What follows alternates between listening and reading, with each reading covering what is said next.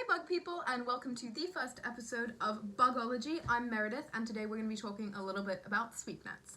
First of all, I want to say thank you so much to everyone who responded so well to my videos on TikTok, requested that I make a YouTube channel, liked my comment when I said I was going to make one, subscribed to this channel, gave me ideas for videos, and then waited a week before I actually posted something. I'm very sorry about that, but I think you're really going to enjoy the video today because this week at work at Bull Run Mountain Natural Area Preserve, I took a lot of sweep net footage and I filmed a lot of the insects that I caught, and so today we're going to be sort of taking that time to look at sweep net footage, talk a little bit more in depth about the trapping technique. We're going to look at all of those insects, well, most of them, because you know there's a lot, and I'm going to be telling you a little bit about why each one is ecologically important. So at the end of this you'll understand why insects are really beneficial for the environment. You're going to know where to find some Hemiptera in a field by you, and before anyone asks, my accent goes back and forth between British American because that's what I am. So let's get to it. So here I am doing my sweep netting. It was like 102 degrees out and I was sweating so much. I also didn't get as many bugs as I normally get just because it was raining a lot the night before. But I still got a ton, and I got to see a lot of mantids in various life stages. So like those little nymphs that were in my very first TikToks have now grown up into big, beautiful boys. And you're going to see one of them in just a couple seconds.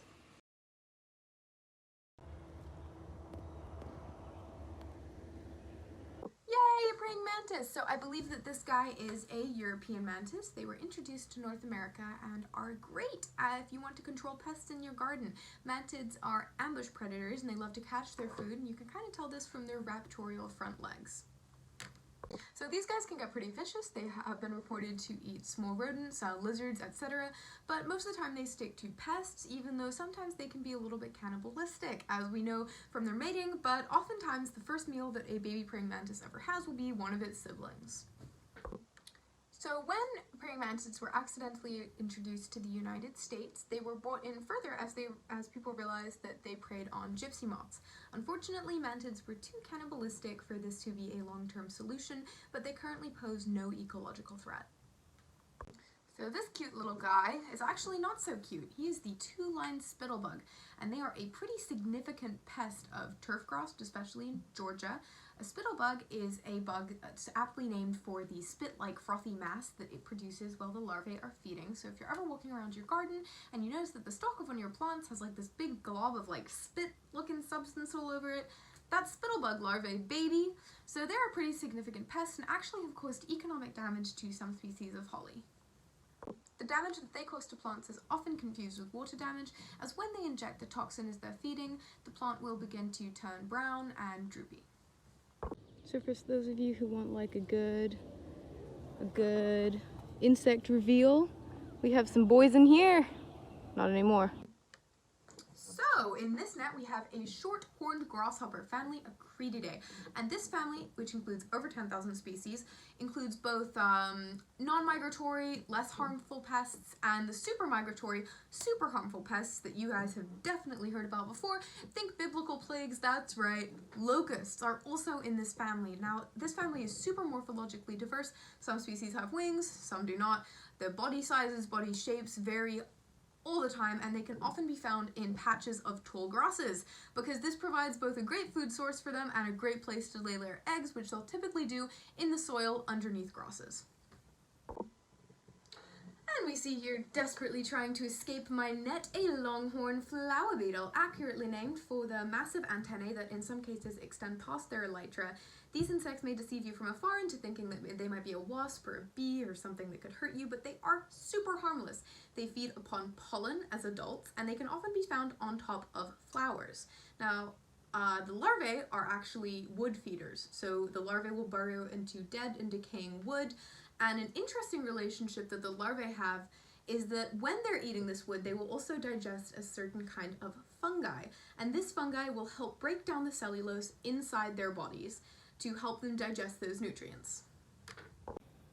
Okay, so I'm gonna like lose my mind about this bug. I love treehoppers so much. Treehoppers, leafhoppers, these guys are in the family Membracidae, which is closely related to cicadas and leafhoppers. Please Google treehoppers, Google leafhoppers. They are the cutest thing. They will make your day. And I love these guys largely because of their big pronotum, their big little horn. I love it so much. And these guys, the wide-footed treehoppers, I should have said that to begin with, but this is a wide-footed treehopper, and he is the only species in the East that actually has that super large horn-like structure. So these guys are going to be vegetarians, and they are going to insert their beaks into plants to extract sap, and then they'll excrete that as honeydew, which is really great food for bees, ants, and wasps because it's a super sugary substance. Now, there's not been a ton of work done into the systematics of treehoppers, and they can only be identified as male or female based on their genitalia, but one super cool fact that like blows my mind about them is that they will use vibrational cues transmitted through their host plant to communicate courting, danger, and good feeding grounds with other treehoppers in the area. So they'll literally vibrate their plant and other treehoppers will get it, and that's how they communicate. And I've linked this super amazing site that I found that's also up here that you should absolutely visit, and these are researchers who have taken those cues and amplified the signals by various means, like including laser vibrometers, and they've actually created this list of male courtship calls for treehoppers, and the first one, they sound like ducks, but isn't that just so amazing? Doesn't that just blow your mind? They just vibrate the plants. And that's it. Okay, I'm sorry, I love these guys so much. I'm gonna see if I can play this for you on my computer, but this is the mating code for a male microtalus. It's so cute. Okay, that's all for now. I really hope that you guys have enjoyed this video and you know a little bit more about bugs now. If you have any comments, please drop them below, and please feel free to watch my video on what this channel is even gonna be about so that you can request some videos, drop some stuff that you might be interested in seeing, or if you totally hate my guts, drop me a message about that too. You know, I'll respond to you. We can talk, we can be friends. And so I really hope that you enjoy this, and I already said that, but I don't really know how to finish a video, so until next time, bug people. Here are some sources I used to make the video, and as it says in the box in the upper right, I only provide sources that I use to actually make the video or sources that I think you guys might be interested in. So if you have any other comments about what I've said, feel free to comment and I will get back to you.